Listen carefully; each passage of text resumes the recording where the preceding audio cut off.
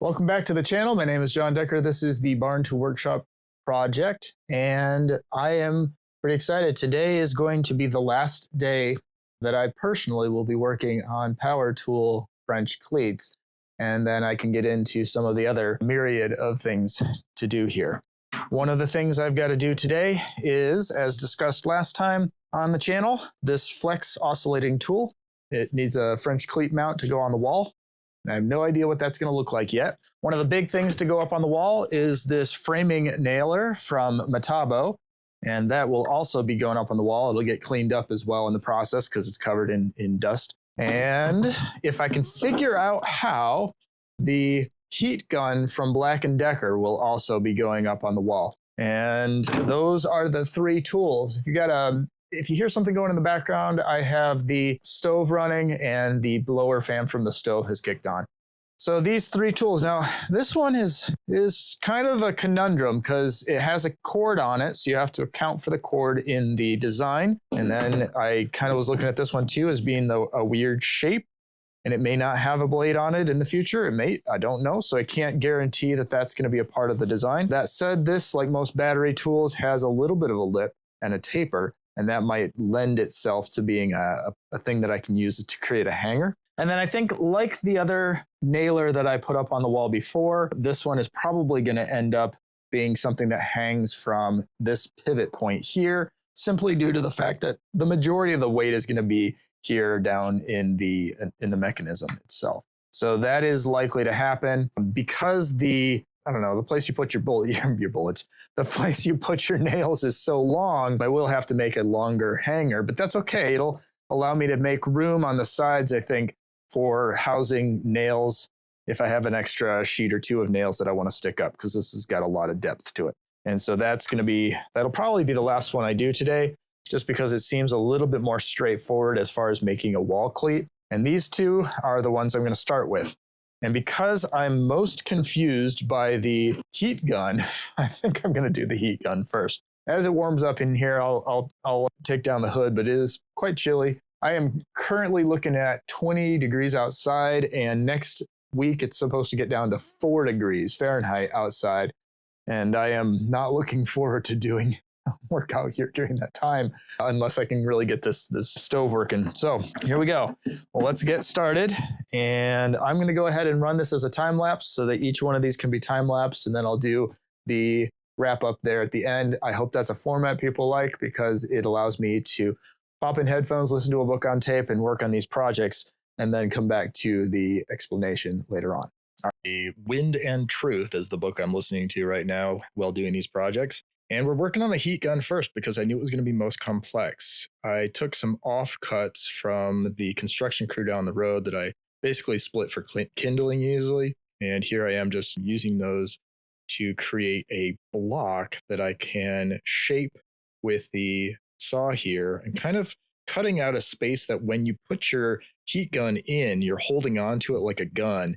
You've got room for your knuckles when you're setting it into the holster, in a sense. And I know I've done holsters before with like the reciprocating saws in the last video, and it kind of got me thinking, what is the process when you're putting these things on the wall, when you're using the tool and then putting it away? How weird does it need to be when you're like shifting it around in your hand? And I wanted this to be something that when it's hot, I can put it away. And so here you can kind of see me shaping a piece of metal pipe that was an offcut. I basically grabbed a scrap piece that was laying on the floor and cut it, and it just happened to be the right diameter to allow the heat gun's metal tip to slot down into that pipe. And what I was thinking here is that while this cleat is on the wall, on the back side of the workshop right now, eventually in my workbench area, I want to put up cleats, I think, as well, at least for a bottom rail. And that will allow me to take some of these tool mounts and temporarily set them in front of the workbench while I'm working on that style of project. And I'd love to be able to take the heat gun and use it, and then put it, like essentially slot it down into the holster without it causing a fire. And these heat guns can get pretty hot, especially if you're like me and you use them for extended periods of time sometimes. In order to keep it from kind of popping back out, I grabbed a few more offcuts here and screwed them together to create a catch at the top so that the gun would be really focused into that hole in the middle. was trying to figure out how to work around the wire and maybe put an anchor on the side, but that cord is really heavy duty, primarily because the heat gun uses 1350 watts of power when in use. And they put a heavy duty cord on there so it doesn't warm up with that amperage. But the end result was that I needed to make something that would hold the wires. And I was searching around the workbench there for a while, or workshop rather, couldn't figure anything out, and eventually just ended up looping the wires around the bottom of the holster before finalizing it with this clip. Now, the final one here in the middle, rather, is the oscillating tool from Flex. And kind of gave them a bad rap in the end of last video where they've got their own specialty clip for their bits, for their actual saw blades, which I don't use their saw blades, but it was another one we could just make with a hanger and it wasn't a big deal. Here for the Metabo nailer, this thing's came together pretty straightforward. I had some random offcuts. I kind of followed the same pattern that I had used, not pattern as in written pattern, but the idea of a pattern, and made some adjustments so that when the tool was hanging on the wall, it wouldn't be rocking or sliding or, whatever. And I really did want to have some nails on it, even though realistically, I'll probably just grab the box and throw it in the workspace. But I was trying to make it so that when the nailer wasn't on the wall and it was just the cleat, visually, you could still, I could tell my wife, hey, go put the nailer away if you want. And she would know that it went to that one because the nails were the right size. I mean, that's such a rare occasion that she might be doing that, but it's just something I had in my head. And I wanted to make certain that when I was putting the nails in and out, they would slide in and out easily and also be visible in their placement. I'm finalizing that up with a piece of offcut, and I was done. Okay, so those time lapses probably went pretty quick. And I'm not sure if you guys really want to see how everything went together, but at least I'll show you the basics. Let's start with the simplest one.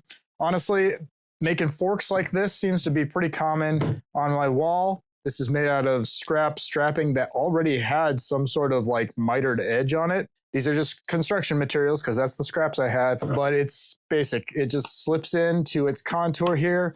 And in the time lapse, I may have shown I had to bend the screws a little bit just because of how tight it was originally, but this should do, and that's great. Again, that's a good one that's ready to rock and go up on the wall. This got a little complex, a little complicated, and I decided not to go even further and make some specialty hanger for the cord. So the cord will sit around the back end of the handle, but this is the heat gun.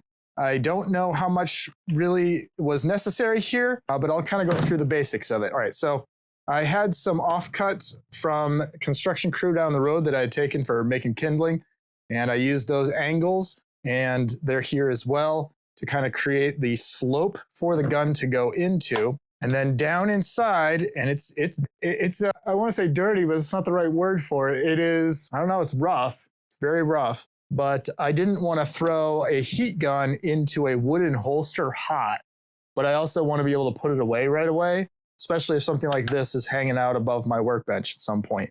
And so I cut off a piece of, I think it was pipe that I had from our old oil heater tank. And I had a random piece sitting on the ground. And so I cut off a piece just big enough to fit over the metal tip on the end here. And that lines up and it sits in place like that. Now, to figure out how the cord would connect, I was playing around with it, couldn't figure out a good solution. And I still kind of don't have a good solution. But for now, just to make it work so that I can actually store it, I'll just put it underneath the handle and it should hold in that space. It's not pretty, but it'll do the trick. And it sits on the wall essentially like that.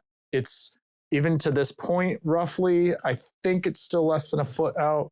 It's pretty close, but that should be okay. And the wire and whatnot. And I'll stick it up high. I don't use this as frequently, but that's a good one. And then the nailer was actually pretty simple. So this took the majority of the time just because of the complexity of it, but these two kind of went together pretty quick. In fact, this one is the same board that I used for my Ryobi nailer, this backer board. This is the last piece of that material that I had laying around. And so in this instance, I went ahead and used some more of the same strapping that I found for this and tied it in. There's screws that run through the back. They hook onto just the nailer itself is just basically hanging there. And there's a backer board there to keep it from rocking off at weird angles. And I carved into or sanded into the top of this hook just to keep it so that there's a little bit of a lip. And as you can see in the backer plate, I put in a spacer here, just a handful of nails will fit in here. I've got the nails all in a cabinet, but at least this will keep them more accessible if I need them. And this is a piece of siding. This is an old piece of pine plank siding I had in the scrap bin there. So that should do the trick. And that's all 3 of these, kind of the final ones that need to go up on the wall. And I'm really happy that I've got all these up and out of the way. All right. So the corner over here, which is just kind of housing things for now, is pretty filled up. And those are all the tools. And the ones that we put up today, of course, are the nailer up in the corner up there, and the oscillating tool. What else did we have? Oh, yes, the heat gun.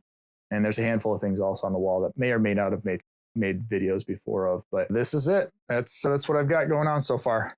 The next parts of this project in the barn will be a lot more big organization, time-lapse-y kind of stuff, because I just got a lot of bigger things to do. And then I have to get to the actual workbench. I need to take off the workbench from the wall, take everything out of it. There are a lot of little hand tools, screwdrivers, and random things like that I've got to figure out a solution for. And they aren't going to go on these walls behind me or in the back corner there. They're going to go back in the wall they're currently on.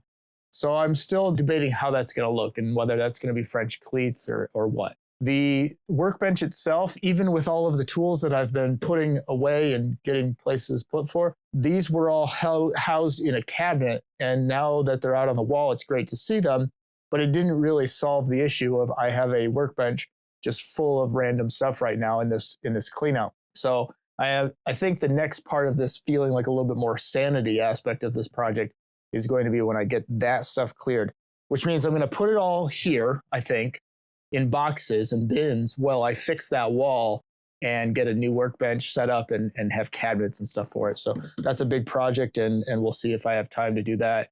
It might have to take place over the next couple weeks and whatnot. So this might be the last barn to workshop project video that I put up for a while, but this will not be the last video. I don't know if I'll be able to do a video every day like I've already been doing, but I will try to get one up every couple days of various projects and things like that I'm completing.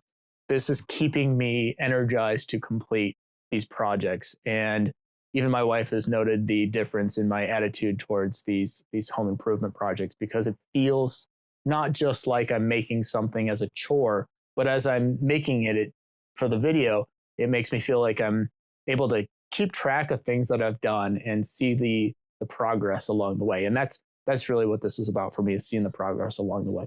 So thank you for joining me on this journey, and I will see you next time on the Barn to Workshop project. Cheers. Oh, before I sign off, I should say, please like and subscribe. I wish I didn't have to beg for that sort of thing, but it is the world in which we live.